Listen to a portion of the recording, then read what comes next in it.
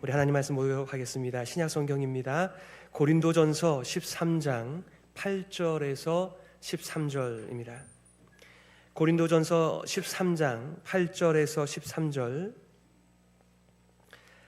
제가 봉독하겠습니다. 사랑은 언제까지나 떨어지지 아니하되 예언도 패하고 방언도 그치고 지식도 패하리라. 우리는 부분적으로 알고 부분적으로 예언하니 온전한 것이 올 때에는 부분적으로 하던 것이 패하리라. 내가 어렸을 때에는 말하는 것이 어린아이와 같고 깨닫는 것이 어린아이와 같고 생각하는 것이 어린아이와 같다가 장성한 사람이 되어서는 어린아이의 일을 버렸노라. 우리가 지금은 거울로 보는 것 같이 희미하나 그때에는 얼굴과 얼굴을 대하여 볼 것이요 지금은 내가 부분적으로 아나 그때에는 주께서 나를 아신 것 같이 내가 온전히 알리라. 그런즉 믿음, 소망, 사랑 이 세 가지는 항상 있을 것인데 그 중에 제일은 사랑이라. 아멘. 온전한 사람, 온전한 사랑이라고 하는 제목 가지고 말씀 증거하겠습니다. 영적 성장의 출발점은 예수 그리스도이십니다. 출생하지 않았는데 성장하는 법은 없습니다. 우리가 born again, 우리가 거듭나야 성장할 수가 있고 성장의 출발점이 됩니다. 영적 성장의 열쇠는 하나님의 아들 예수 그리스도를 믿는 것과 아는 일에 하나가 되어 온전한 사람을 이룬다라고 말씀하였습니다. 바로 우리 성장의 목표는 온전한 사람입니다. 그리고 그 방법은 예수 그리스도 하나님의 아들을 믿는 것입니다. 아는 것입니다. 경험하는 것입니다. 사랑하는 것입니다. 영적인 성장의 목표인 온전한 사람의 내용이 바로 오늘 본문의 말씀에 나오는 온전한 사랑입니다. 그리스도의 장성한 분량에 충만한 것은 바로 사랑의 성장, 사랑의 진보를 의미하는 것입니다. 예수님처럼 사랑하고 예수님처럼 깨어진 세상을 사랑으로 회복해 나가는 과정을 우리는 영적 성장이라고 말할 수 있겠습니다. 히브리서 기자는 영적 성숙을 멈춘 사람들을 향하여 이렇게 말하였었지요. 시간으로 보면 여러분은 이미 교사가 되었어야 할 터인데 다시금 하나님의 말씀의 초보적 원리를 남들에게서 배워야 할 처지에 놓여 있습니다. 여러분은 단단한 음식물이 아니라 젖을 필요로 하는 사람이 되었습니다.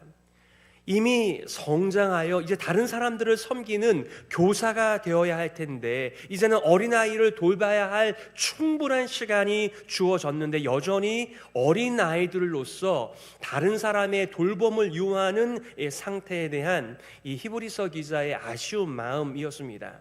자신의 연약함도 자신의 필요도 잘 분간을 하지 못하는 상태였습니다. 비유적으로는 단단한 음식, 성인의 음식을 먹어야 할 사람이 여전히 젖을 먹어야 하는 단계에 있다라고 말씀하면서 우리가 자라가야 한다. 이것이 하나님의 우리를 향하신 뜻이다. 하나님의 계획이다 라고 말씀하신 것이죠.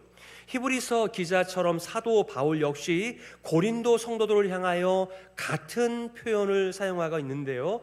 고린도전서 3장 1절과 2절에 보니까 이렇게 말하고 있습니다. 형제자매 여러분, 나는 여러분에게 영에 속한 사람에게 하듯이 말할 수 없고 육에 속한 사람 곧 그리스도 안에서 어린아이 같은 사람에게 말하듯이 하였습니다. 나는 여러분에게 젖을 먹였을 뿐 단단한 음식을 먹이지 않았습니다. 그때에는 여러분이 단단한 음식을 감당할 수 없었습니다. 사실 지금도 여러분은 그것을 감당할 수 없습니다. 참 안타까운 바울의 표현입니다. 에베소에서 지금 고린도 교회를 향한 여러 가지 문제점들을 듣고 그들에게 첫 번째, 두 번째, 세 번째 편지를 보내고 있는 것이죠. 정말 고린도에 들어갔었을 때 바울과 그의 일행은 아득하였습니다. 하지만 하나님께서 거기서 복음을 전하게 하셨고 브리스길라와 아굴라를 만나게 하셨고 하나님의 사람들과 더불어서 1년 6개월 동안 목회하여 고린도 교회가 세워지게 되었습니다. 하지만 교회라고 말하기에는 너무나 부족한 교회였습니다. 우리도 고린도 전서 후서를 보게 되면 어떻게 고린도 교회가 세워질 수 있지? 이걸 교회라고 말할 수, 그러니까 현대에 있는 수많은 교회의 문제점들을 이 한 교회에 모아 놓은 듯한 그런 인상을 받기 때문에 그렇습니다.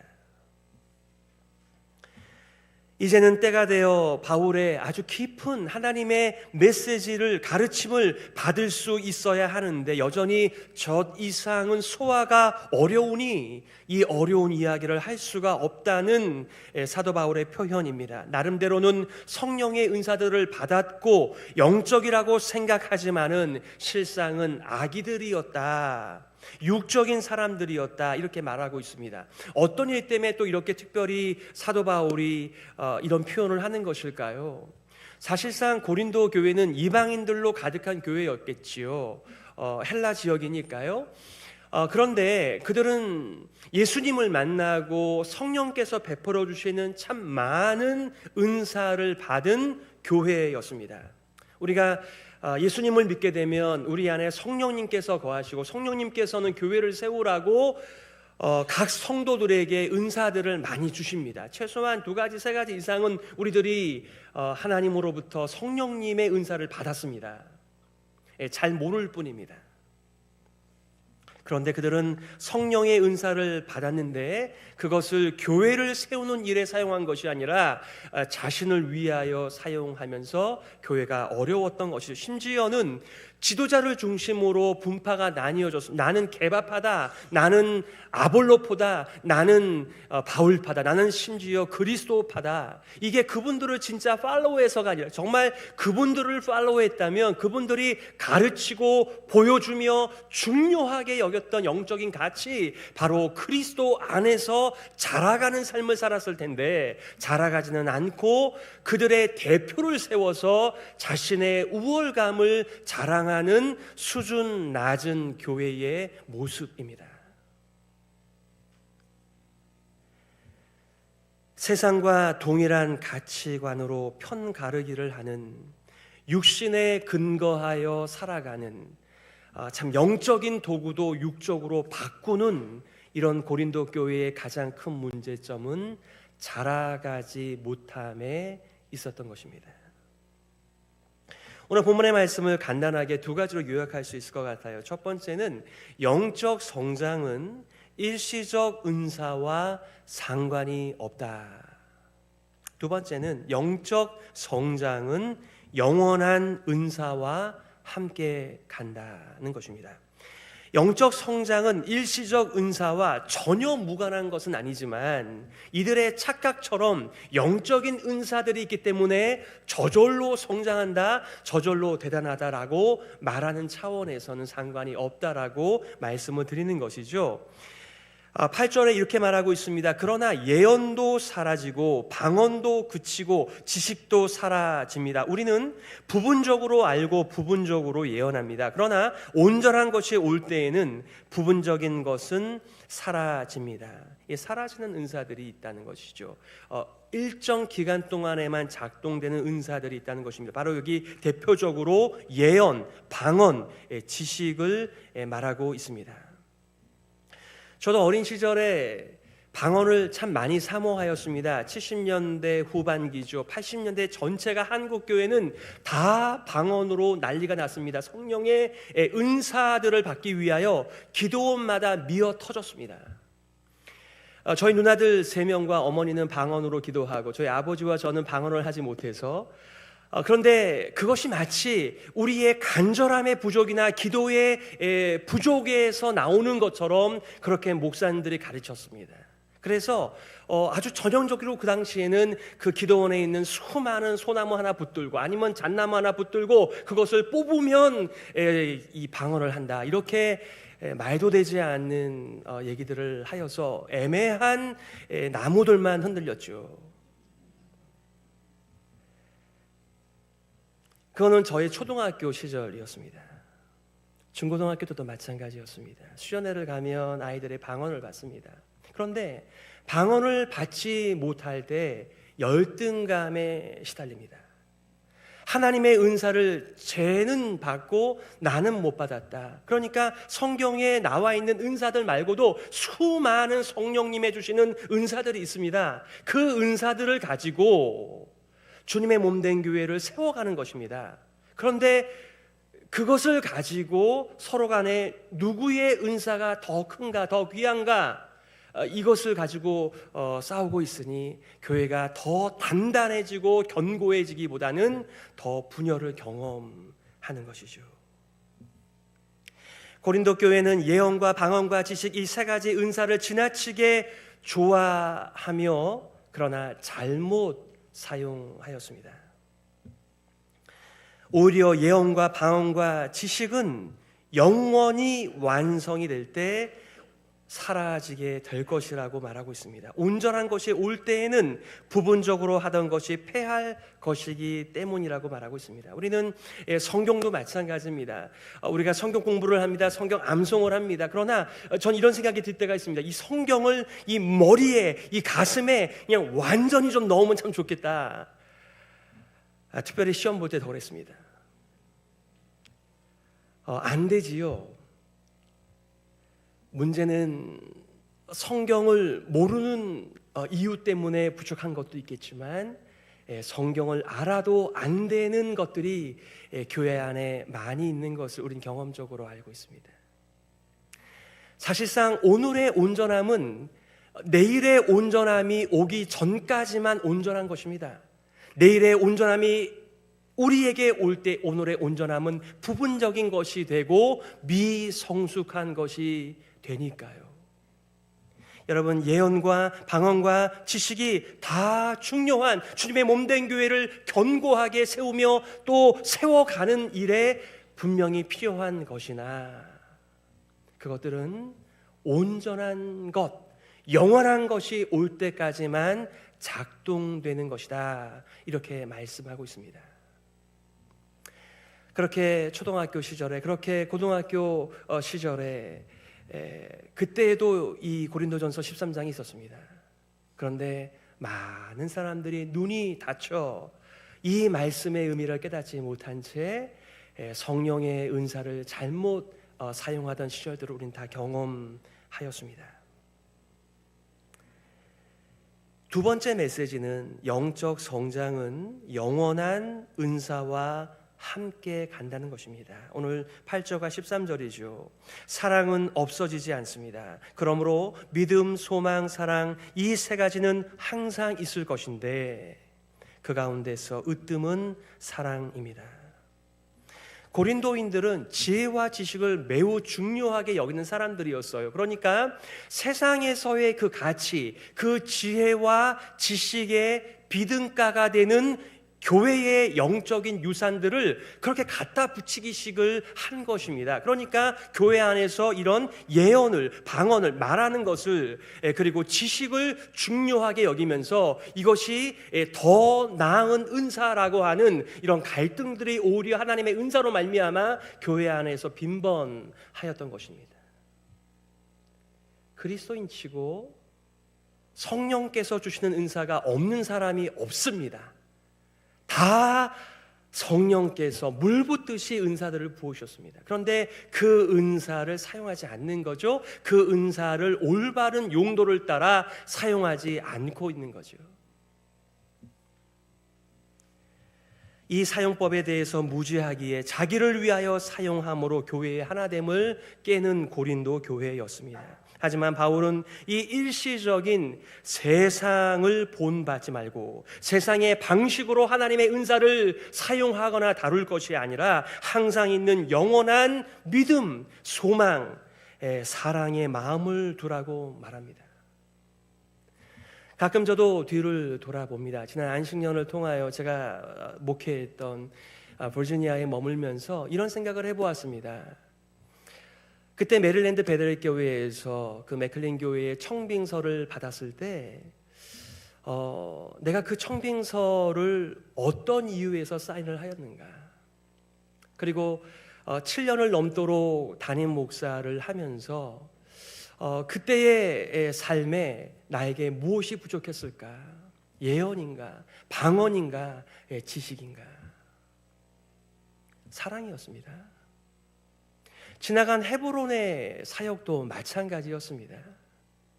정말 하나님의 말씀을 더 잘 선포하고 가르치고 모든 사람들이 교사가 돼서 함께 주님의 몸된 교회를 돌보며 복음을 전파하기를 바랬지만 돌아놓고 보면 사랑이 문제였습니다. 여러분의 삶은 어떻습니까? 우리가 인생을 다시 시작할 수는 없겠지만 오늘부터 나의 삶을 올바로 시작할 때 어디에서 시작을 해야 될까요? 믿음은 종말에도 하나님을 믿음으로 살기 때문에 하나님의 말씀께 하나님과 교제하며 그분께 올바른 반응을 하며 사는 믿음의 삶이기 때문에 믿음도 영원하다. 우리는 종말에도 성도가 하나님을 바라면서 의존하면서 기대하면서 사는 삶이기 때문에 영원한 소망이다라고 말합니다. 그리고 하나님의 본질적인 속성인 이 사랑의 삶을 우리는 더 많이 배우면서 하나님처럼 사랑하며 살게 될 것이기 때문에 사랑이 가장 중요하다 말하고 있습니다.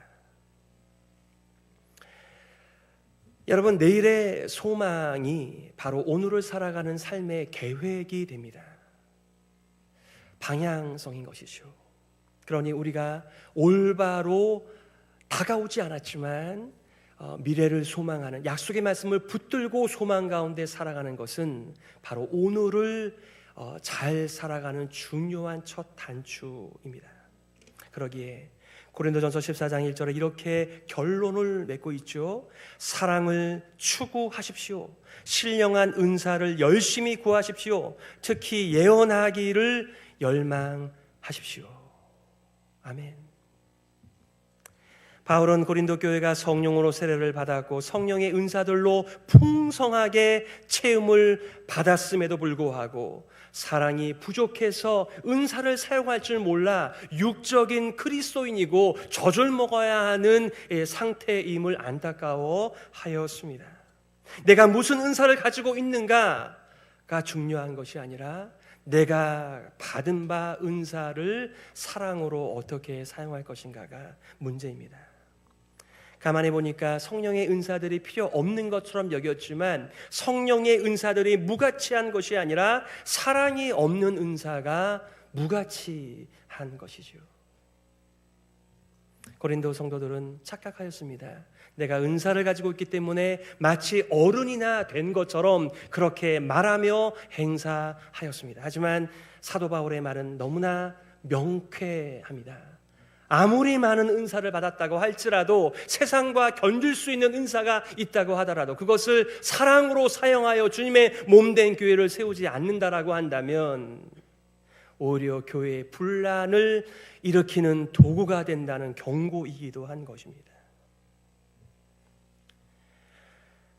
그러기에 사랑을 추구하라고 말합니다. 사실 고린도전서 13장은 논리적으로 끼어들기 한 메시지입니다. 그러니까 고린도전서 12장과 14장이 바로 연결돼야 훨씬 더 논리적인 전개가 명쾌하죠. 하지만 12장을 멈추고 더 이상 이야기할 수 없어 13장 사랑을 이야기합니다. 바로 하나님의 사랑입니다.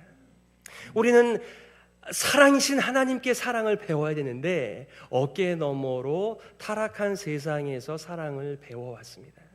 이 왜곡된 사랑이 작동되면 작동될수록 더 세상이 어려워지는 이 세상에서의 사랑 말입니다. 하나님은 사랑이십니다 라고 사도 요한은 선포하였습니다. 정말 그리스도를 통하여 하나님께 나아가면 나아갈수록 경험하는 것은 바로 하나님의 측량할 수 없는 사랑이었습니다. 그리고 그것이 소망이 되고 그것이 믿음이 되고 그것이 오늘을 살아가는 그의 삶의 원리가 되었습니다. 사랑은 자동적으로 되어지지 않습니다. 하나님께서 우리에게 사랑을 베풀어 주실 때 그 사랑에 대한 올바른 반응을 통하여 계속해서 자라갈 때 우리는 온전한 사람으로서 온전한 사랑의 내용으로 성장하는 것이죠. 이를 위하여 두 가지의 비유를 전하고 있습니다. 첫 번째 비유는 거울 비유입니다. 오늘 12절에 보니까 이렇게 말하고 있습니다. 우리가 지금은 거울로 보는 것 같이 희미하나 그때에는 얼굴과 얼굴을 대하여 볼 것이요 지금은 내가 부분적으로 아나 그때에는 주께서 나를 아신 것 같이 내가 온전히 알리라. 거울에 비친 어떤 사람의 모습과 얼굴을 맞대고 보는 그 선명함의 차이를 이 비유를 통하여 말씀하고 있습니다. 오늘날 우리가 이 하이브리드, 그러니까 줌을 통해서도 여러 미팅들을 합니다. 그런데 답답하죠. 그 사람 얼굴이 분명하게 보이고 그 사람이 뭐 하고 있는 건지도 다 보이지만은 실제로 페이스 투 페이스로 만나서 그들의 말과 그들의 감정과 그들의 관계 속에서 하는 것만큼 되지 않잖아요. 얼마나 답답합니까?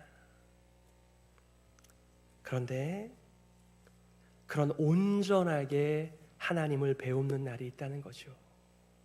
지금은 우리가 부분적으로 압니다. 부분적으로 예언합니다. 그리고 어린아이 시절의 사고와 말, 거울처럼 희미하게 보이는 우리의 현장입니다. 하지만 이 하나님의 나라가 완성되는 온전한 날이 올 때 완전한 지식과 어른의 사고와 말, 얼굴과 얼굴을 직접 대면하고 만나는 명쾌함이 있다는 것입니다. 하나님께서 나를 완전히 아시는 것처럼 우리도 하나님을 완전히 알게 되는 그날을 우리가 소망하면서 오늘의 부족을 채워가며 인생을 겸손하게 살아가는 것이죠. 두 번째 비유는 어린아이 비유입니다. 11절이죠. 내가 어렸을 때에는 말하는 것이 어린아이와 같고 깨닫는 것이 어린아이와 같고 생각하는 것이 어린아이와 같다가 장성한 사람이 되어서는 어린아이의 일을 버렸노라. 아멘. 어린아이 시절부터 어른 시절까지의 성장을 우리들에게 보여주면서 우리의 영적 성장도 이와 같다 말하고 있습니다. 제가 어렸을 때 딱지를 잘 쳤습니다. 제가 구슬치기도 잘했습니다. 아버지의 와이셔츠 한 박스에 이 딱지를 세워가지고 꽉 채워서 보물단지 같이 그렇게 여겼는데 그게 어디 갔는지 모르겠어요. 여러분 문방구에 가거나 아니면 구멍가에 가서 10원이면 몇 알을 살 수 있는 그 구슬을 잔뜩 모아놨는데 어디 갔는지 모르겠어요.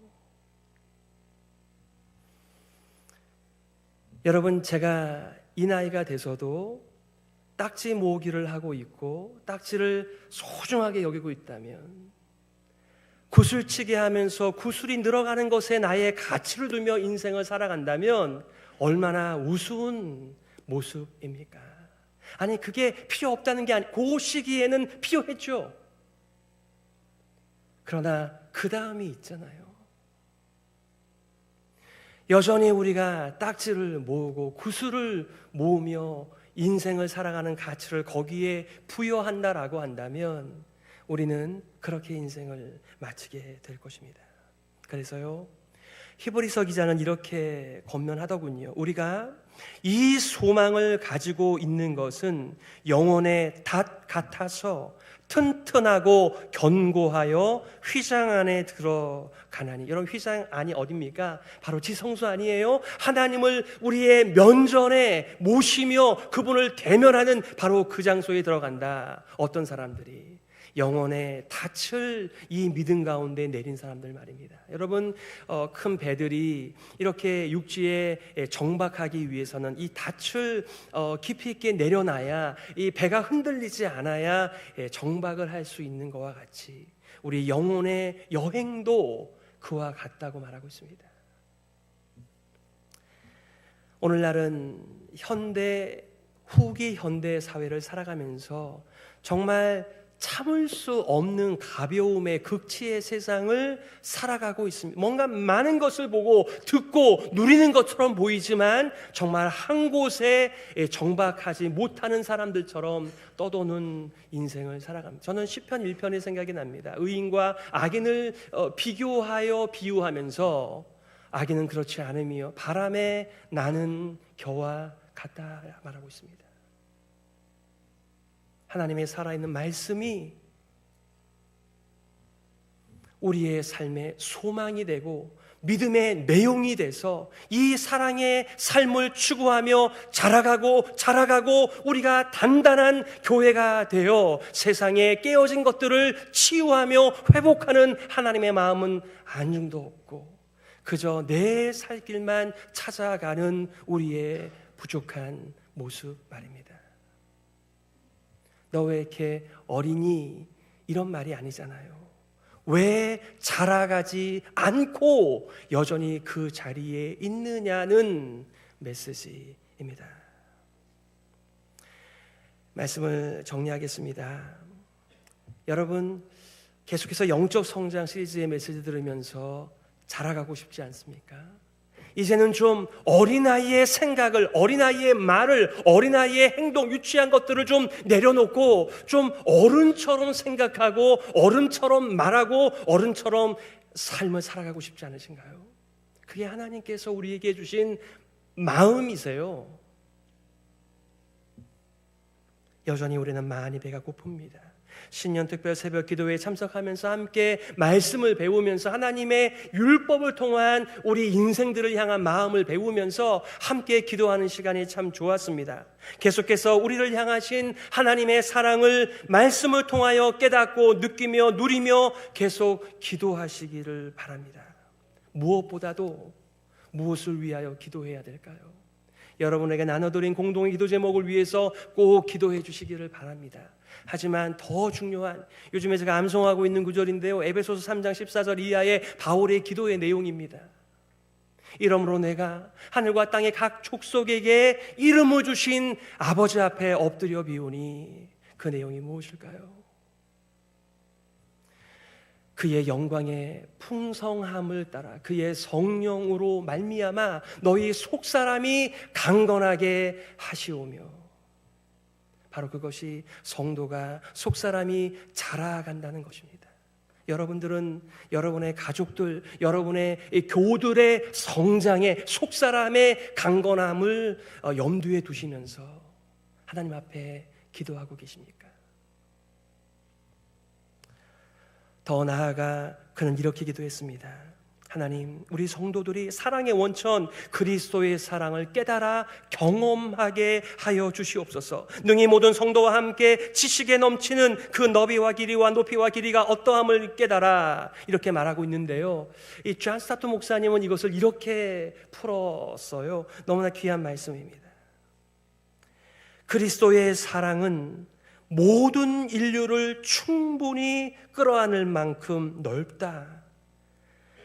그리스도의 사랑은 충분히 영원토록 지속될 정도로 깊다. 그리스도의 사랑은 가장 타락한 죄인에게도 충분히 이를 만큼 깊다. 그리스도의 사랑은 그를 하늘로 높일 만큼 충분히 높다. 우리는 그냥 하나님의 사랑이라고, 그리스도의 사랑이라고 그냥 말로 표현하고 끝이지만, 그리스도의 높고 깊은 넓은 길이가 넘치는 충분한 이 차원의 사랑을 우리 성도들이 경험하며 자라게 하여 주옵소서. 이런 기도입니다.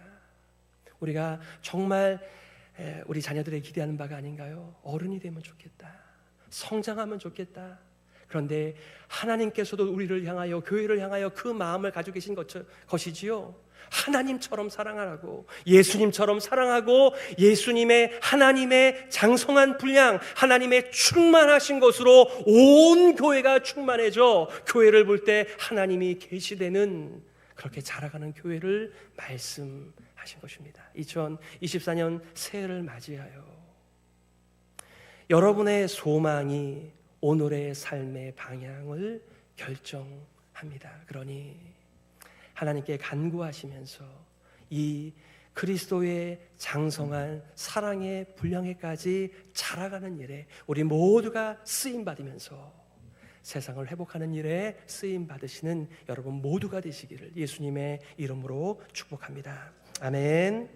우리 시간의 말씀을 기억하면서 이렇게 함께 기도했으면 좋겠습니다. 하나님 아버지, 우리가 하나님의 말씀과 교양으로 자라가게 하여 주옵소서. 그러나 하나님의 그 측량할 수 없는 사랑 가운데서 자라가게 하여 주옵소서. 아니, 우리 교회가 더불어 함께 자라가게 하여 주옵소서. 그래서 세상을, 이 깨어진 세상을 회복하는 일에 우리가 쓰임받도록 역사하여 주시옵소서. 우리 말씀 기억하면서요 함께 기도하며 나아가겠습니다.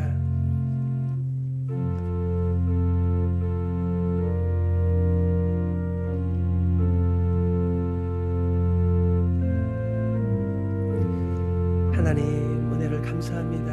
우리의 눈을 열어주십시오. 우리의 귀를 열어주십시오.